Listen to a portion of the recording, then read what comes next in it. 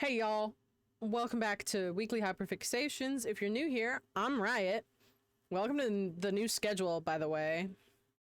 If you weren't here last week, we changed up the schedule a little bit, so I now record a week in advance of upload so that my editor might have more time. So let's get into it, y'all. Honestly, a lot of what I have here, there's some things that I'm like, man, this is something I found out today, which for you guys will have been last week, but that's okay. But let's just get into it. First and foremost, literally got an update on this talking point right before I started recording. Got updated by my editor that Marvel Rivals is trying to make some kind of amends to the community about Storm. Like they're making the summer skin for her a legendary skin, but unless they add things to customization for the skin, it's really not going to be any different than if it wasn't. But the community backlash has been recognized, and they are saying that they will do better in the future, but of course we have to wait and see what they actually do. So that literally got an update minutes before recording, as to my knowledge. Another thing I have on here to talk about is Twitch rolled out an update that they didn't tell anyone about that automatically opts you in to using everything that your channel does. Yes, anything your account does, let's put it that way, because it doesn't matter whether or not you're a streamer or if you just have an account to be able to chat. Twitch added a setting that that is automatically turned on that lets them scrape your account data, all the content on your account, and put it into training and AI. Obviously, everyone has been turning this off, and we're assuming that we will see some sort of acknowledgement about the backlash or a lawsuit from, if they say, oh, we removed it and they didn't, you know what I mean? So that's kind of the vibe I'm getting there. Pretty much everything else on here is just stuff I've been talking about that's not really new or crazy.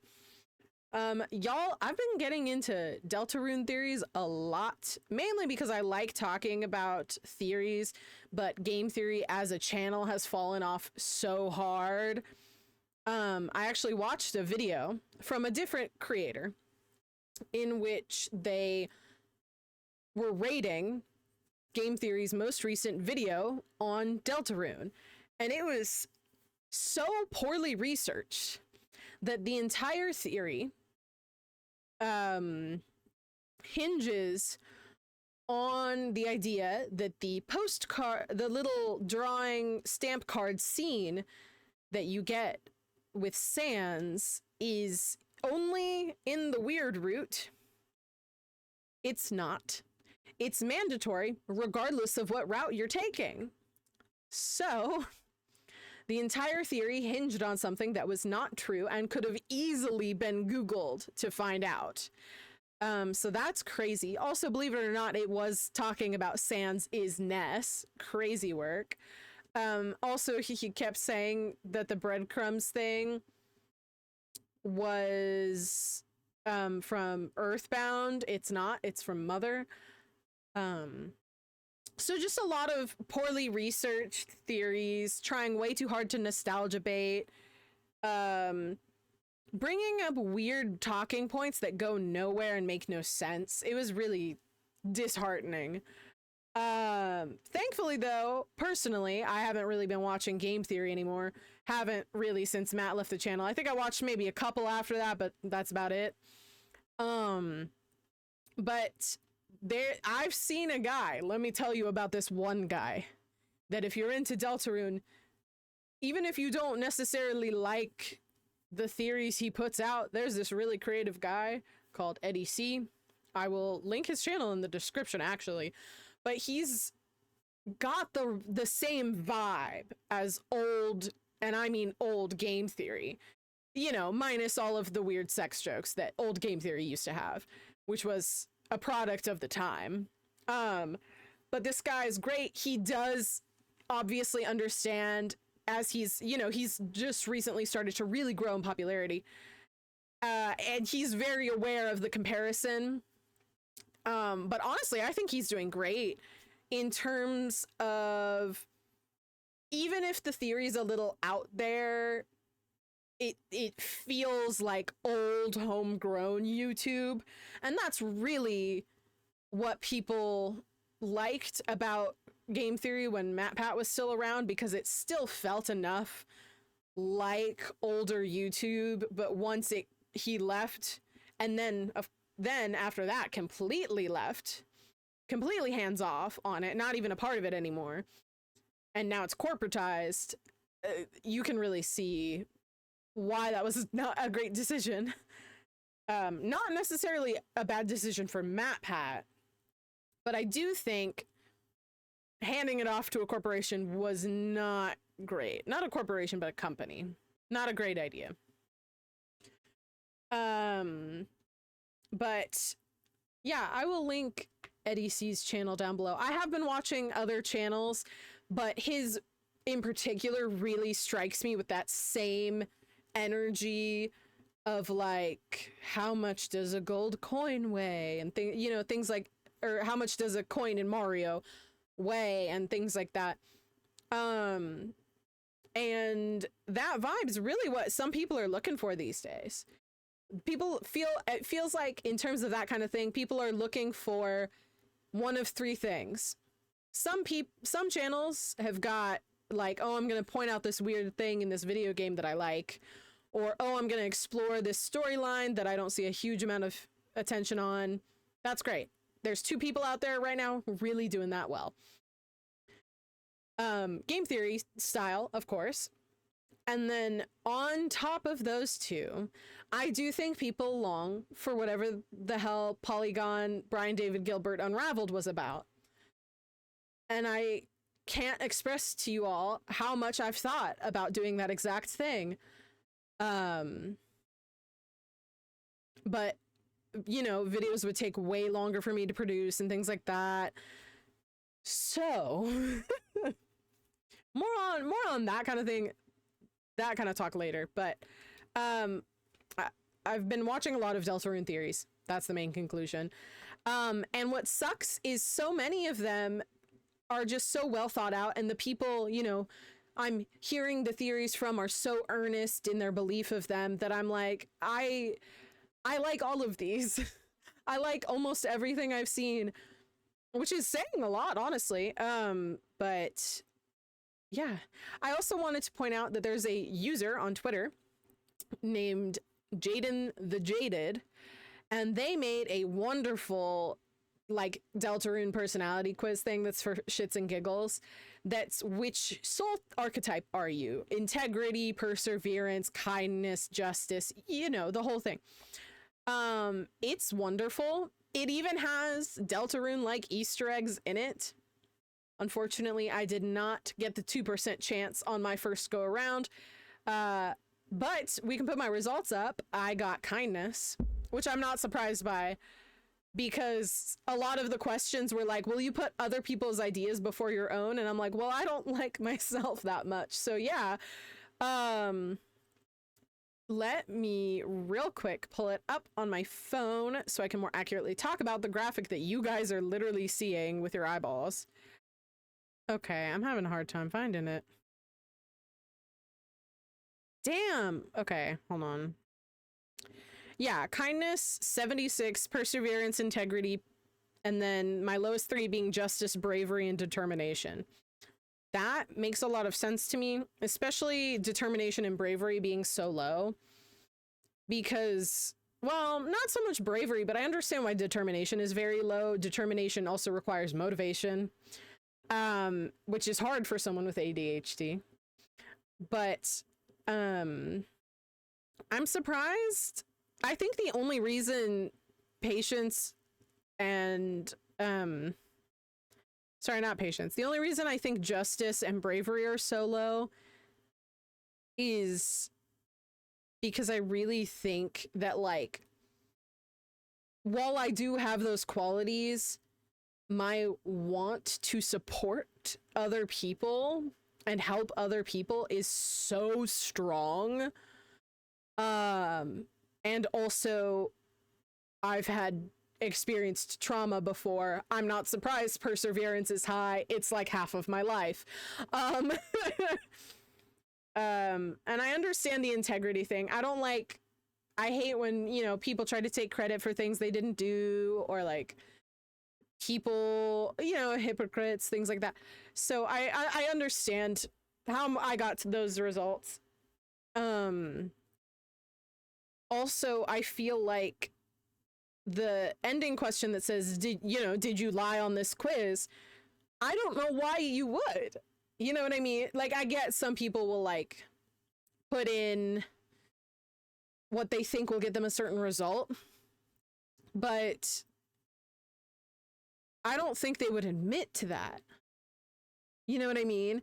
So that question at the end was very interesting. I'm like, what is this effect? If that makes sense. Anyway, that quiz was great. You can search it by the person's username. Again, that is Jaden the Jaded on Twitter. Anyways,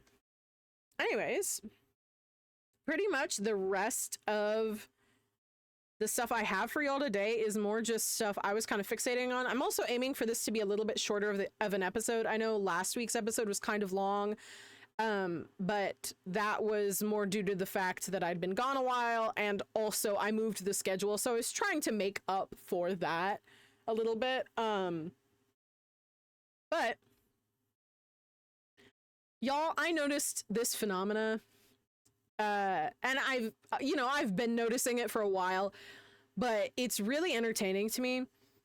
So I got reminded of this today, and I can't for the life of me remember what it was that reminded me of it. Maybe it was like someone's post or something. I'm double checking real quick, but oh, I remember. So I don't remember what reminded me of this thing I keep seeing happen. But what I do remember is the first time where someone presented me something saying, I'm going to explain this because I've met a lot of people who also saw this movie. It was about Bullet Train, the movie. A lot of people have seen Bullet Train and do not understand it, so I am here to explain it. And they explained it via PowerPoint. I watched that PowerPoint more than one time. Hadn't seen the movie. I saw the movie recently. I don't think anyone you spoke to, I'm saying to, that person who I honestly could actually text this, but to that person who gave that PowerPoint and said, I'm explaining Bullet Train because everyone I've talked to that has watched the movie does not understand it. Home dog, I don't think they watched the movie. I think they're lying to you. I watched that movie once. Everything you explained was obvious to me. Nothing seemed out of nowhere in that movie. They explained everything. As far as I'm aware, there weren't any plot holes in the movie. Now, to be fair, the movie basically, plot-wise, bounces back and forth with the information, so you're not given the information in a sequential manner, but you are still given the information. And to that effect, I can't remember what reminded me of it, but it was some video that I saw where a lot of the comments were basically, brother, did you even play the game? Which, by the way, could also be said about that game theory, but that was not what reminded me of this, but it was some other video. I think it was about a game or a movie, and they were like, they mentioned something to another person about the game or movie or whatever. and they said, oh yeah, I liked when XYZ happened because they didn't do XYZ. And they, in fact, in whatever piece of media it was, they had done that. So I don't know how blind that person is. And I mean, maybe metaphysically, because their eyes work, but like, you know what I mean? I feel like metaphysical blindness occurs. Do I know how to elaborate on that? Not really, but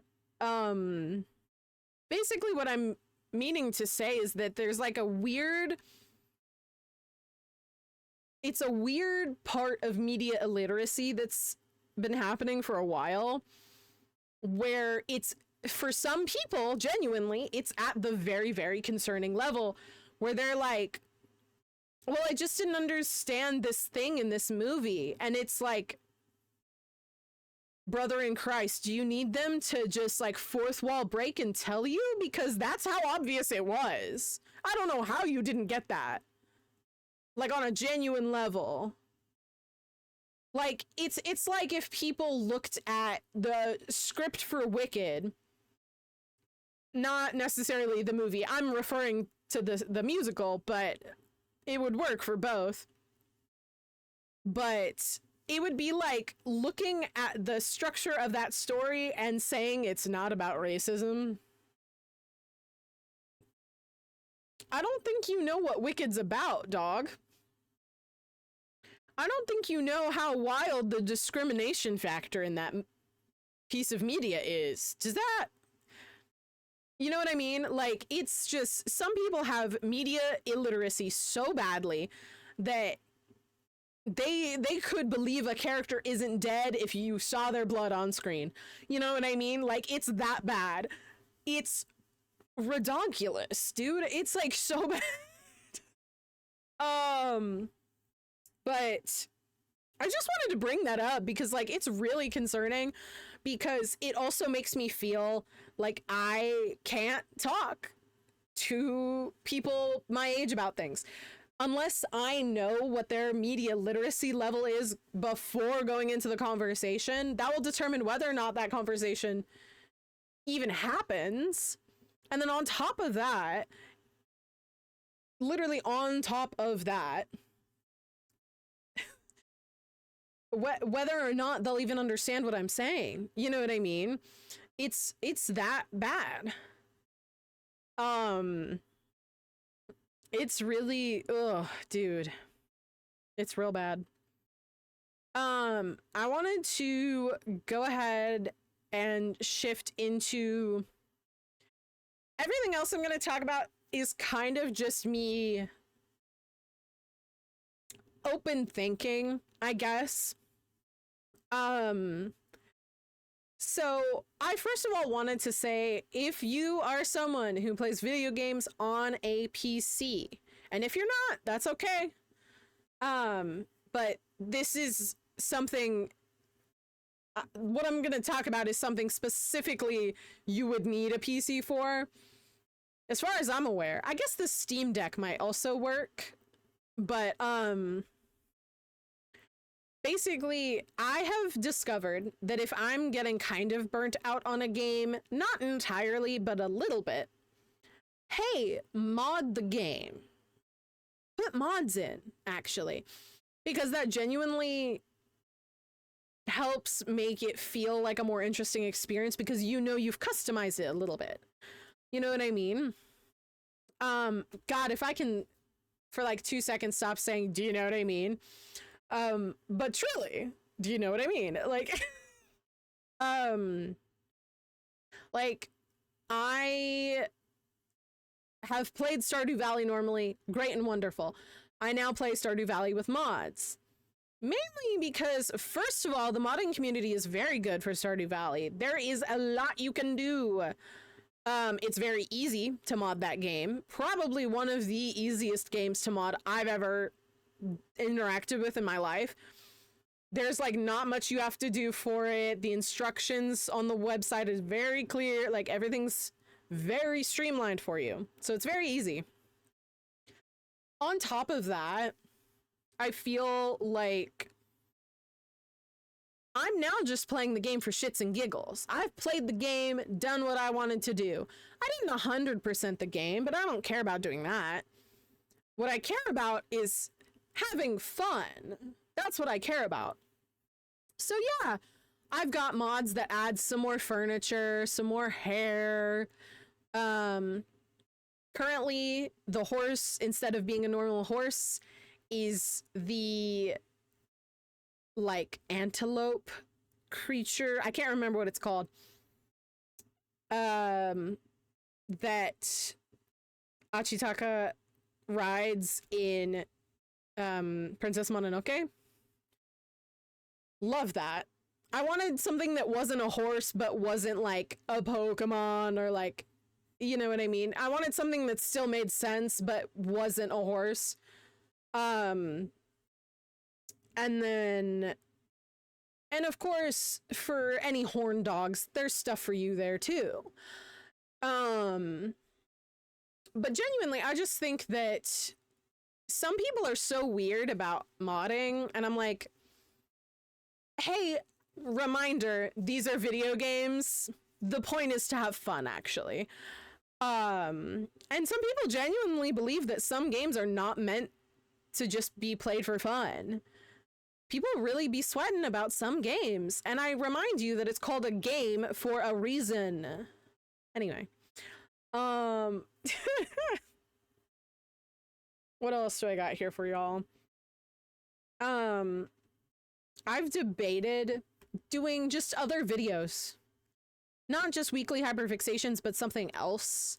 And I feel like the trickle on those videos, the schedule on those videos would be very slow if I did do it, because I don't have enough brain power and my editor doesn't have enough time to do a lot more than normal.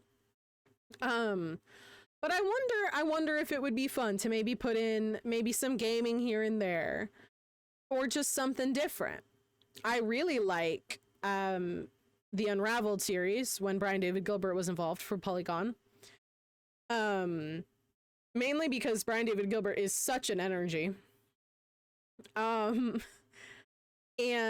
a lot of my out of the box thinking on video games and like a lot of the weird questions I want to ask about video games stem from watching Brian David Gilbert have a meltdown about Waluigi Luigi. You know what I mean? Waluigi video game. That's my favorite one, by the way. But also just asking questions that no one asked him, but treating it so seriously as if someone had. Big fan of that. I would actually love to do that. I don't have space to do that. Nor do I have the money for all that printer ink. Shout out Brian David Gilbert. But I genuinely wonder if eventually this channel could turn into more of a variety thing. I am supposed to get back to streaming soon, but I haven't been able to, because we had a computer issue. Computer issue's been fixed. Now it's just a matter of setting everything up again. Also, Twitch has been pulling some bullshit, but they always are doing that, so that's not like new. But I do wonder if there will be a point in time where I switch away from this genre of content, which would be fine. I just wonder about that. Also, at the same time, I don't want to stop this format that you are seeing right now, because I was inspired to do something kind of similar to a commentary YouTuber. I was a big fan of the Broski Report with Brittany Broski, which has stopped happening. It stopped happening. And I'm like, well, now I don't want to stop doing this, because the very thing that inspired this type of content has vanished. Not actually, the channel's still there and you can still watch old videos, but there hasn't been an upload in a very long amount of time, way longer than you know, the schedule or anything like that. And because of that, it really feels like, you know, the oh, I'm immediately forgot what it's called. Royal Court is the main YouTube channel now. So because of that, I'm like, I don't want to abandon this medium of being like a harebrained fangirl on the internet, because the very place I started that was like part of my inspiration for starting, it was more predominantly commentary YouTube, but the Broski Report made me feel comfortable doing it in the way I wanted to do it, because someone was also doing something that was like super harebrained. That's fine. But I don't know. I just really, it's a predicament in my mind, and I haven't settled into any one thing yet. So we'll see about that. I also wanted to touch upon, I talked about it a couple times in previous videos, but I was in a script writing workshop and it went really well. I did miss the last session because I was out of town, but honestly, I really enjoyed it. It was very encouraging to see someone who has just as many doubts about their ability as you do about yourself. And also just to help someone and let them pick my brain for like ideas and stuff was just such a wonderful time. And I'm honestly sad that I didn't get to go to the last session, because I really would have wanted to be like, if you ever need to pick someone's brain about this, let me know. You know what I mean? But on that note, I had a phone call with a friend that I haven't talked to in a very long time, who might be watching this. Hello, if you are. You know who you are. But I was talking about the script writing workshop, and was like, I expressed that like, well, it's really hard for me to write stuff on my own because I'm never confident in my own ideas, but I'm very, very good at like beta reading, revising, editing. I'm very good at those things. And I don't mean like video editing. There's a reason I have an editor. My brain can't quite lock in on editing the way I need it to. I would need ADHD medicine, I think, to be able to do that properly. Excuse me. But I did for a little bit, but because I was excited about it. But once my brain started falling behind on it, it became like impossible, which sucks. But yeah, I was talking to my friend about it, and it ended up coming up that like this friend does a lot of like independent filmmaking and stuff, and I'm expressing that I prefer editing scripts.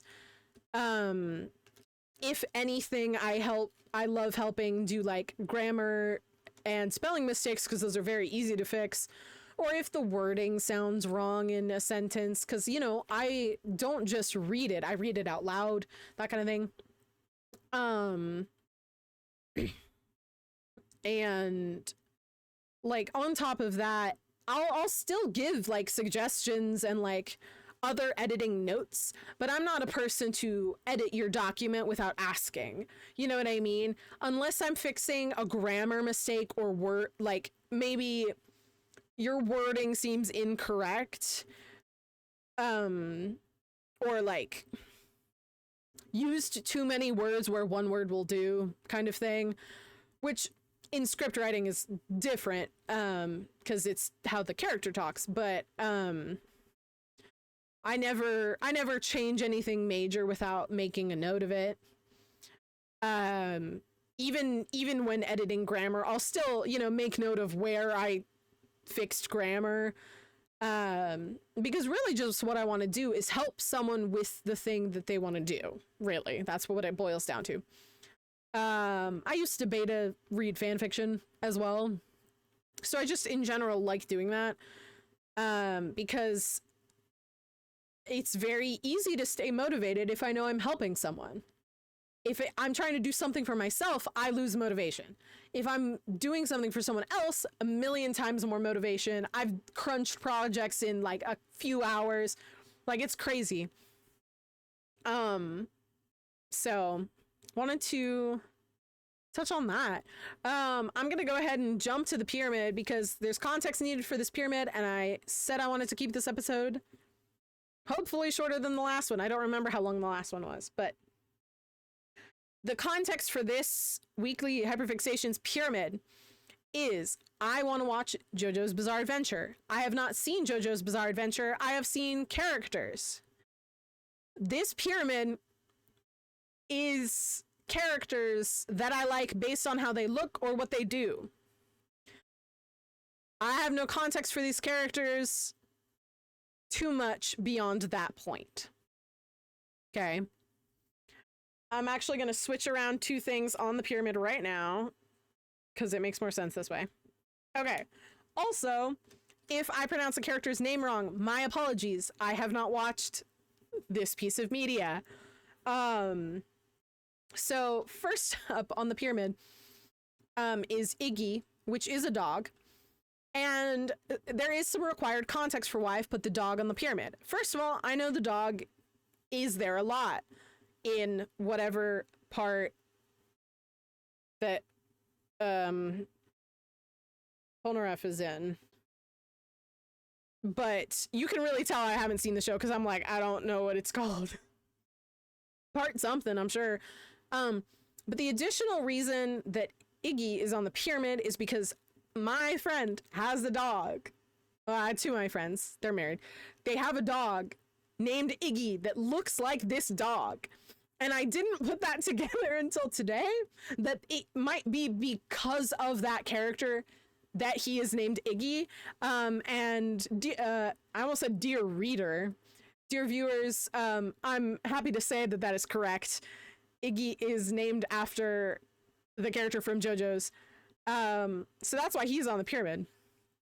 Next up on the pyramid is Muhammad Avdal. Not sure I'm saying Avdal right. Dude looks so fucking cool. I like Kakuin's hair. But if you're aware of JoJo, you might know why I'm hesitating. And Polnareff, funny. Honestly, these guys are kind of ranked with fashion and personal enjoyment, and that's kind of it. Because this dude looks cool as fuck. I have no idea what his stand is, but he's really cool looking.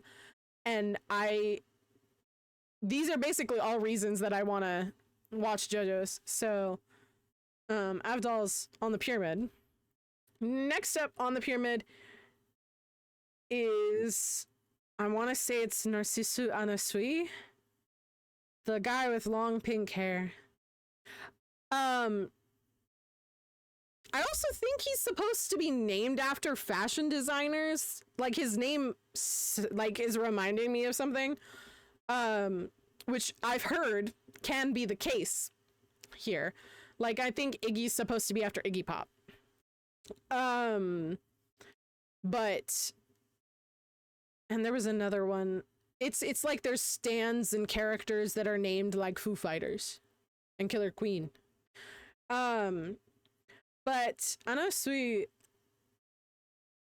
is serving cunt. Really, that's what it's about. This person is serving cunt, dude.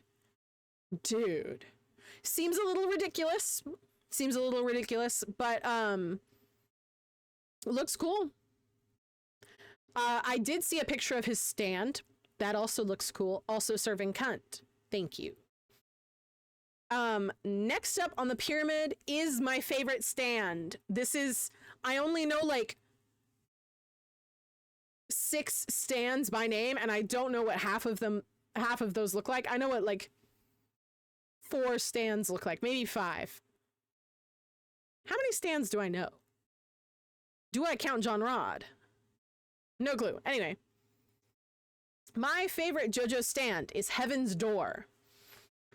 I did find out about Heaven's Door through a Drawfee episode because they were drawing what powers look like based on their description. So I first heard what Heaven's Door does, like what it looks like when it's used. I thought that was cool as fuck. I think it's funny. It's a little guy.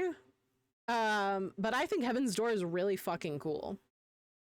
More on that later. Next up on the pyramid is my favorite Joestar. As far as I'm aware, no one else I've listed is a Joestar. I don't think so. They're friends with Joestars, but they're not Joestars themselves. My favorite Joestar is Joseph Joestar. That does just look like a himbo to me. Thank you. Very ridiculous, especially when he's older.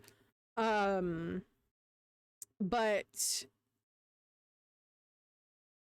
I don't know. He's silly, goofy enough in like a way that almost reminds me of Johnny Bravo, where it's like silly to the point of where it like clearly it feels intentionally too much. Also, he's like the only, well, besides, well, okay. I do know what all the Joestars look like, but probably my favorite Joestar. I also feel like I don't know enough about Jolene, but Joseph Joestar, I guess. That's the tweet, really. That's my favorite Joestar. Top of the pyramid is who I think will be my favorite JoJo character based on two things. One, I kid you not, outfit. Well, okay, three things. Outfit, profession, and stand. The top of the pyramid this week is Rohan.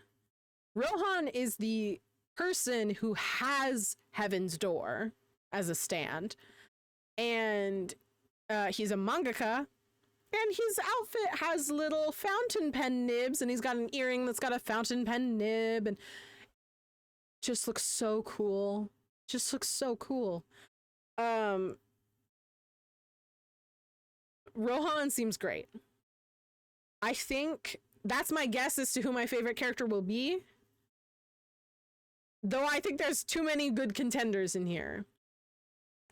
Mainly because it's a lot of grown-ass buff men being ridiculous and fighting.